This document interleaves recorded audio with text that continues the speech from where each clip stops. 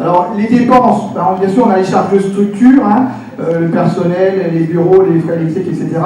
Tout ce qui va être études, tout ce qui est investissement, donc renouvellement sur les canalisations, les ouvrages, tout ce qui est emprunt.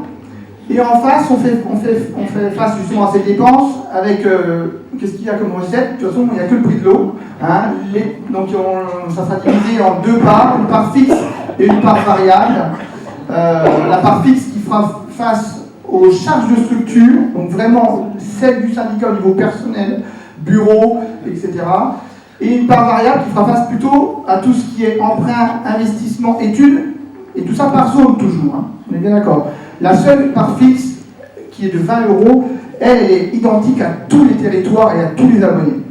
Et derrière, bien sûr, en recette, il peut y avoir des subventions sur le schéma directeur, sur des travaux où on peut toucher des subventions, c'est-à-dire très peu. Voilà, donc le fonctionnement, donc bien sûr, un budget unique au niveau du syndicat, une comptabilité analytique par zone de prix. Donc on est capable de vous dire, voilà ce qui était dépensé sur la zone nord-est, voilà ce qui sera dépensé sur la zone Basset-Montois. Au niveau du prix de l'eau, donc aujourd'hui, un prix de l'eau unique pour la zone nord-est, parce que c'est historique, ça fait déjà plus de 5 ans qu'on a uniformisé le prix sur la zone nord-est. Après, sur les deux zones, que ce soit Transprovinois ou Basset-Montois, aujourd'hui, on a un nombre de prix quasiment équivalent au nombre de communes. C'est sur ces zones qu'on va devoir déjà harmoniser le prix par zone. Et à terme, pour le syndicat, mais il n'y a pas de terme, ne demandez-moi pas l'année, il n'y a pas dans la loi de réglementation vis-à-vis de ça. On doit tendre vers un prix. Après, derrière, on définira tous ensemble. Et aussi en fonction des évolutions de prix. Peut-être on se rend compte qu'au bout de 5 ans, tout le monde est au même prix parce que voilà, on a les mêmes objectifs. Peut-être que ça sera dans 15 ans, 20 ans. Donc là, ça sera à définir avec les futures études qui seront menées sur le syndicat.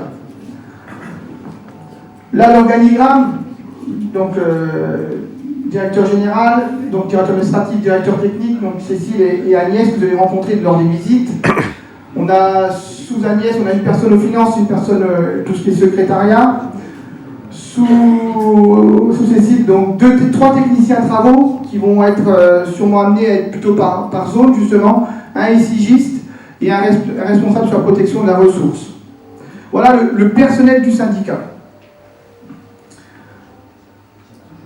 Oui. Il va être appelé à changer avec le Non. La structure de l'organigramme a été pensée avec Basset-Montois sur le nombre de personnes. Aujourd'hui, voilà, c'est 10 personnes pour les 132 communes. Voilà. Derrière, maintenant, on va faire la transition avec les modes d'exploitation. Donc là, au 1er janvier 2020, vous voyez en bleu les communes qui sont en régie, en rouge les communes qui sont en DSP, et en vert, donc 2 communes qui sont en prestation de service. C'est 2 communes qui viennent de changer de mode d'exploitation, on va dire, donc on s'est laissé le temps de réfléchir, donc on a passé une prestation de service sur les 2 prochaines années pour voir où on allait pouvoir derrière partir soit en régie, soit en DSP. Donc les 2... tu parles de trop, Benoît? Non, mais... Plus vite. Les piles sont... Non, c'est bien allumé.